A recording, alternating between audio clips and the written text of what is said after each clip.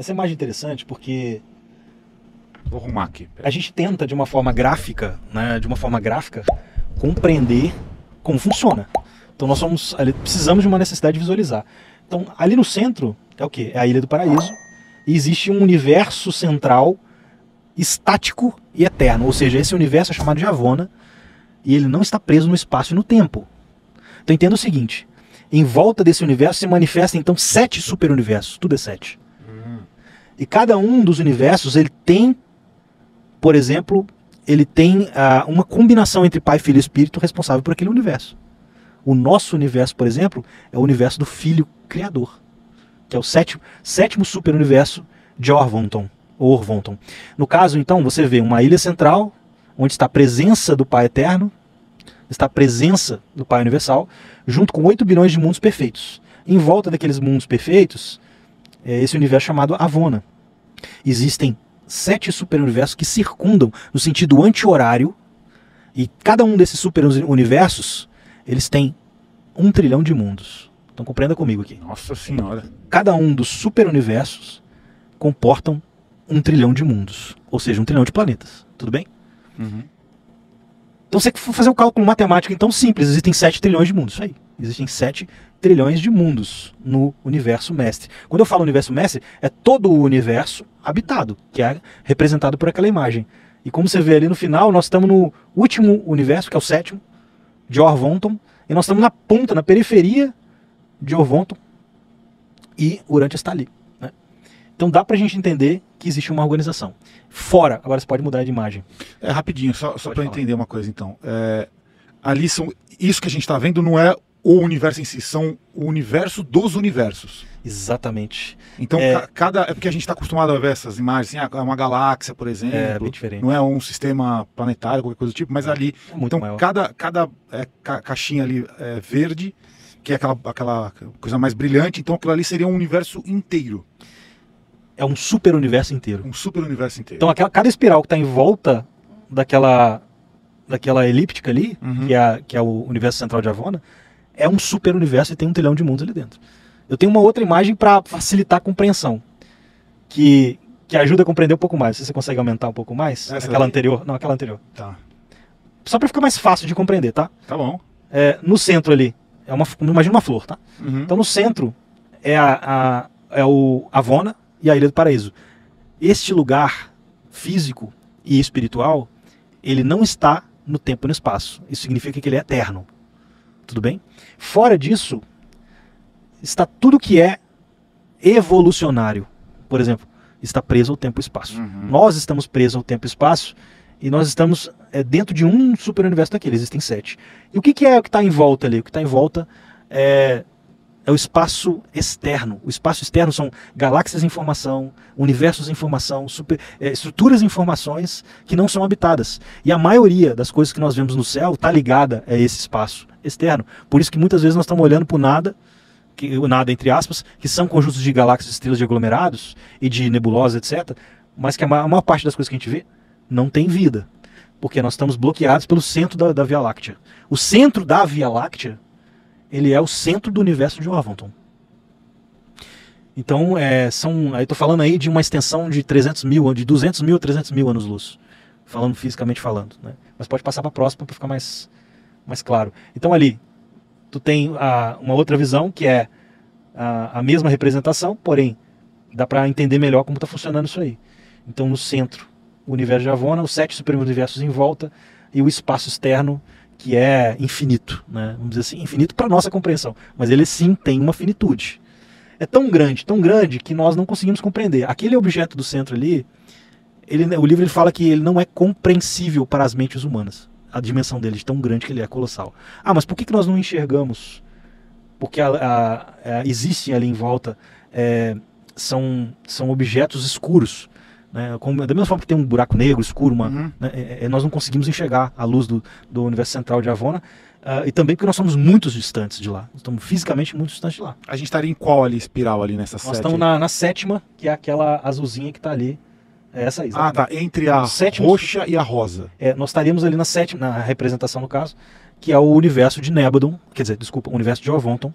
E dentro desse universo de Ovonton existe um universo chamado Nébadon, que foi criado por Micael de Nébadon, mais conhecido como Jesus de Nazaré. Tá, então, deixa eu ver se eu entendi. Então, dentro daquele universo em espiral, então vocês estão vendo aqui, né? Tá bem aqui, ó. Não essa primeira, essa segunda que tá aqui no meio. Então, que ela é uma espiral. Exato. Seria o nosso super universo. Exatamente. Dentro de um super universo existe o nosso universo local, seria Exatamente. isso? Que aí, esse universo local, aí sim, foi criado e administrado por Jesus. Foi criado e é administrado por Jesus. Tá. Então, dentro de um universo de 10 milhões de planetas, existem 3.840.101 planetas habitados, e um deles é Urântia. Tá, então no nosso universo local, que é regido por Jesus, são 3.800.000 planetas. Exatamente. Habitados. Habitados. 10 milhões no total, sendo esse número 3.800.000 habitado. E dentro deste super universo que a gente está vendo aqui na imagem, que é essa espiral, tem quantos universos locais lá dentro? Passa para a segunda imagem, que já é o gráfico explicando a sua pergunta. Ah, legal. Essa? Se puder aumentar um pouquinho. Pode aumentar aí, pode me tirar aqui para não atrapalhar. Bom, eu vou passar rápido para essa imagem, para não ficar tão confuso para o pessoal, mas assim, não, tranquilo. Dentro de um super universo, nós temos uma coisa chamada... existe um local que é um sistema maior e um sistema menor. São dimensões... desculpa, são espaços físicos que não são necessariamente organizados geograficamente, mas eles são espaços que são administrados por seres diferentes, né? Jesus é um filho criador. Tá. Então ele administra um universo. Se ele puder entender, por exemplo, ali existe uma constelação, existe um sistema e existe um universo. Então passa para a próxima para ficar mais fácil. Pera, só para tentar traduzir aqui. Dentro de um super universo, que é aquilo que a gente viu no slide anterior. Existem 100 mil universos. Ah, 100 mil. Dentro de um super universo existe 100 mil universos. Tá. Então seriam... Passa para a próxima. Super universo. Pessoal, essa distribuição o que seria? É só para entender que cada universo tem um regente vibracional. Isso. E aí eu quero mostrar quem é o regente. Tá bom. É porque na próxima planilha é um gráfico que foi mais fácil de entender. Então olha só, tá lá, ó, respondendo a pergunta do Ale. O super universo, no caso nosso, por exemplo, número 7, ele tem 100 mil universos. Tá. O nome dele é Orvonton, ok? O mundo sede central desse universo, ele fica no centro. Inclusive fica no centro da Via Láctea. É chamado de Uversa. E ali quem que é o governante do super universo? São 3 anciães dos dias. Os anciães dos dias, eles são seres criados pela Trindade eterna. Ou seja, ele tem o Pai, o Filho e o Espírito dentro deles. Existem 3 anciães dos dias que governam um super universo. Quantos mundos existem no super universo? 1 trilhão. Então vamos lá, vamos entender agora. Quantos universos existem dentro de um super universo? São 100 mil universos. E aí existe uma unidade chamada constelação e existe uma unidade chamada sistema. Então, dentro de um super-universo existem 100 constelações, dentro de uma constelação existem 100 sistemas. E um sistema, ele dentro de um sistema existem 1000 planetas, para ficar mais fácil a compreensão. Então o que é um sistema? É uma organização de 1000 planetas. O nosso sistema é chamado de Satânia. Nossa senhora. Satânia. Tô vendo ali. Aí por que é chamado de Satânia e tal? Porque o regente desse sistema era o Satã. E o Satã, ele era o assistente de nada mais, nada menos, ninguém menos do que Lúcifer.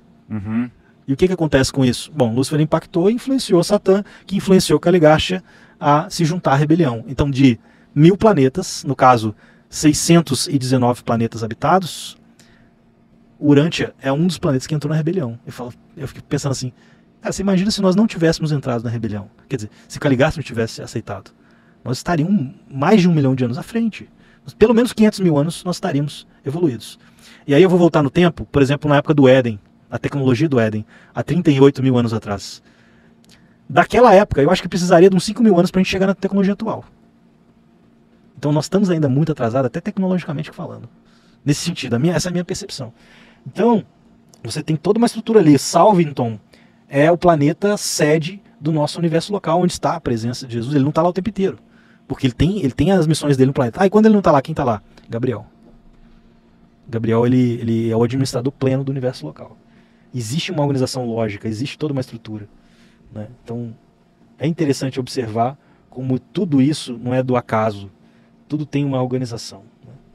Então, existe um soberano do sistema. Hoje, é lá na Forge. Então, o que aconteceu com Lúcifer, né? Lúcifer ele está isolado numa das luas de Salvington. Ele está isolado. E aí você pensa assim, existem estruturas espirituais, seres com responsabilidade. Mas Jesus não interveio na rebelião. Ele simplesmente faz parte da evolução. É isso que eu quero trazer de entendimento para nós. Ah, mas aconteceu a rebelião, e aí? Mas qual que é a origem da rebelião? Qual que foi a motivação exata? A rebelião de Lúcifer que a gente está falando. A rebelião de Lúcifer, primeiro ela surgiu dentro da mente de Lúcifer. Como assim? Uma dúvida sobre o Pai universal. E ele começou a questionar, por que funciona assim? Esse Pai não existe de verdade. Ele começou a questionar. Ele começou a questionar assim, mas então Jesus então ele quer que todo o poder vá para ele? Então, ele começou a pensar nele mesmo. Quando ele começou a pensar nele mesmo, a Bíblia cita isso, né? Que a estrela caiu lá em Ezequiel 14 e cita isso, né? A queda da estrela da manhã. Né? Morning Star. Aquela estrela que caiu ali, na verdade, ela representa a queda de Lúcifer em relação à ligação dele com o Pai. Ele era um ser de uma excelência, de um brilhantismo tão grande, que ele era espetacular. Ele descreve ele como um ser assim de uma autoridade plena, incrível. E uma terça parte dos seres foi junto com ele. E aí isso representa, fisicamente, geograficamente falando, pelo menos aí, vamos dizer assim, nos planetas aqui, 37 planetas estão desligados dos circuitos espirituais por causa dessa rebelião. Então existem planetas semelhantes a nós que estão no mesmo nível evolucionário.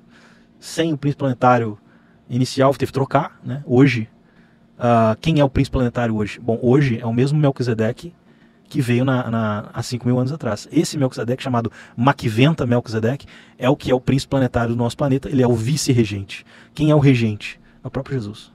O próprio Jesus é o príncipe planetário desse mundo. É o príncipe que governa esse mundo. E o regente é Maquiventa Melquisedeque.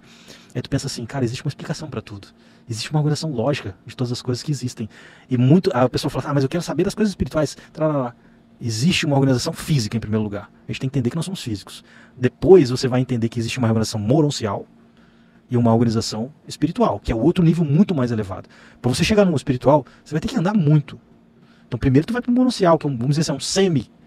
Posso chamar de semi-espiritual talvez, mas é algo que é muito parecido com a nossa realidade aqui da Terra. Tu vai para o primeiro mundo das mansões, tu vai lembrar das coisas, mas tu vai receber um novo corpo, um corpo de 2 metros de altura, muito mais preparado, um outro tipo de alimentação, mas você vai se alimentar lá ainda. Não vai ter Coca-Cola nem pizza, mas você vai se alimentar de uma outra forma. Você não vai direto. Não, tu não vai direto. É um processo evolucionário. Nós estamos presos no tempo e no espaço. Para que nós possamos sair do tempo e do espaço, isso vai demorar milhões de anos. Então existem seres, sim, que passaram por essa trajetória e estão vindo para cá justamente para observar, para interagir, para fazer as coisas se integrarem. Eu costumo usar a metáfora do formigueiro. O que é a metáfora do formigueiro? Você imagina um ser de uma consciência de pelo menos 500.000 anos na nossa frente. É a mesma coisa eu olhar para o formigueiro e eu querer interagir com as formigas. Para que eu vou querer interagir, né, ali? Tudo bem, tu pode até querer, mas você entende que o nível de consciência dela é limitado? É com a comparação que eu uso entre outros níveis de consciência e a nossa realidade física aqui, né? Então só para eu resumir aqui, a rebelião de Lúcifer se dá porque ele começou a questionar a existência do Pai Universal, da própria fonte, divindade da criação que o originou. Quem criou Lúcifer? Quem criou Lúcifer foi Jesus e o Espírito materno do universo, é o Espírito Santo. Então Jesus não cria o universo sozinho, ele cria junto com o Espírito Santo, que é o Espírito materno criativo do universo. Quem criou foi todos os seres, desde o princípio foi eles, né? Até se for olhar em Gênesis, por exemplo, façamos, né, o homem, né? Tem uma questão assim. Então existe uma coisa assim muito pragmática do que é a criação do homem. E existe aquela discussão eterna, é evolucionismo ou criacionismo, isso aqui, né? Mas o que o Urantia traz? Os dois existem. Os dois aconteceram. Tanto a evolução, que é comprovada cientificamente, como a criação. Os dois existem. E tiveram que acontecer. Então existiu um casal, há 1 milhão de anos atrás, que saíram de um grupo de primatas e tiveram consciência. Eles tiveram que sair de lá. A decisão e a escolha deles de saírem do meio dos primatas fizeram com que eles tivessem consciência. E aí sim veio os portadores da vida e colocaram a alma vivente, sopraram a alma vivente. E isso fez diferença. E demorou-se milhares de anos para que fosse enviado, então, os elevadores biológicos, que é Adão e Eva. Para quê? Para que trouxesse ainda, como que eu vou melhorar a minha vida aqui? E a responsabilidade de Kaligasha era justamente trazer conhecimento, por exemplo, da agricultura, da educação, das artes, da música, da cultura. Tudo isso faz parte da evolução da humanidade, entende?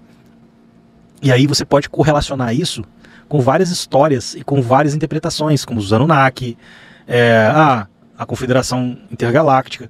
Você pode correlacionar isso com várias estruturas, com várias percepções. Mas entenda que existe as percepções segundo cada filtro. Cada um entende cada filtro. E sim, você pode se conectar sim com seres se você tiver, por exemplo, um nível de consciência que possa chegar naquela estrutura. Né? Mas o que é mais importante, em primeiro lugar? Você precisa se conectar com o Pai. A resposta está em você se conectar com o Pai. Que vai te ajudar a você cumprir a sua missão aqui. Nesses 80, 100 anos, rapidinho que passa aqui. Você precisa o quê? Se conectar com a sua missão, com o seu propósito aqui. Se você não conectar com isso, você vai viver uma vida sem sentido.